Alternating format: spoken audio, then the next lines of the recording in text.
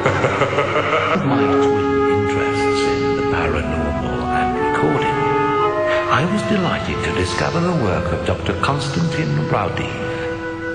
And he followed the earlier work of Friedrich Jürgensen, who in the 1950s had discovered that his tape recorder was picking up voices when no one was speaking anywhere near the machine.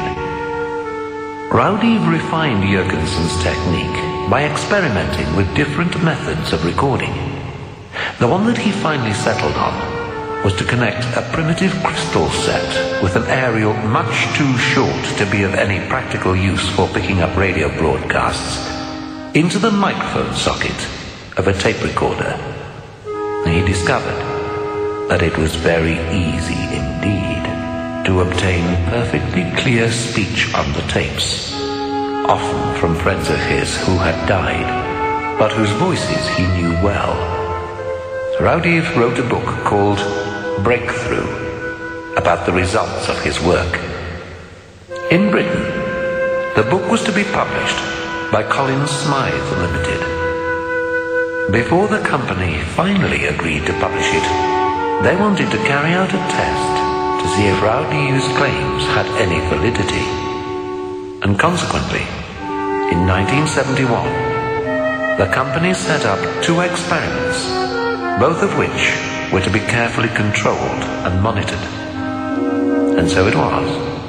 On the 24th of March, Raudive travelled to Gerrard's Cross in Buckinghamshire, where he met with Collins Smythe himself, the chairman of Collins Smythe Limited, Sir Robert Mayer, and the 2 chief recording engineers of Pi Records Limited, Ray Prickett and Keith Atwood, who were to supervise all the technical arrangements. And these included special blocking equipment to cut out any possible stray radio pickups, for example from local taxi companies. The tapes used in the first test were brand new, unsealed ones, brought by the Pi engineers along with 4 tape recorders, which were linked so as to record simultaneously. One was connected to a microphone, so that any sound in the room would be taped.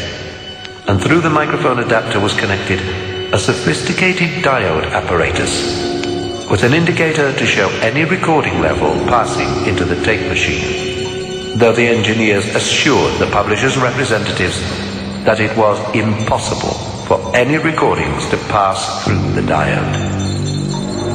The tape machines began rolling, and they ran for 18 minutes. All that time, the indicator on the diode was flicking madly from side to side, although the engineers who were monitoring the recorders through headphones heard absolutely nothing.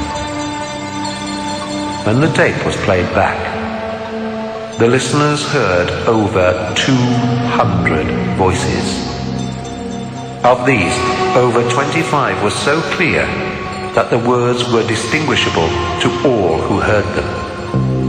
3 days later, the group carried out a second, more stringent test, this time at the Belling and Lee laboratories. The test was carried out inside a special screen, which blocks out any form of electromagnetic radiation. Radio waves over the whole range of FM and AM bands, long-wave and short-wave too. Despite this screen, and the controls of the engineers, recognizable voices were heard on the tapes. The controlling scientists on this occasion were Peter Hale, a leading electronics engineer, and leading physicist and electronicist Ralph Lovelock. The 2 men reported back to Collins Smythe that they were completely incapable of explaining the voices. So, were they the voices of the dead? And if not, where did they come from? Now, you can try this for yourself. All you need is an ordinary radio cassette recorder. The better the quality, obviously, the better the results. So, set the machine to record from the microphone and announce the date and time of the recording. Always, if you can, use a brand new tape that you've just taken out of its packing. Then, without switching off, unplug the mic and turn the radio on and adjust the wave band until it is between stations and all you can hear is the background hiss. Record for about 2 minutes and then play back, preferably listening on headphones. It seems to work best during the hours of darkness and in as quiet a place as possible. Good luck.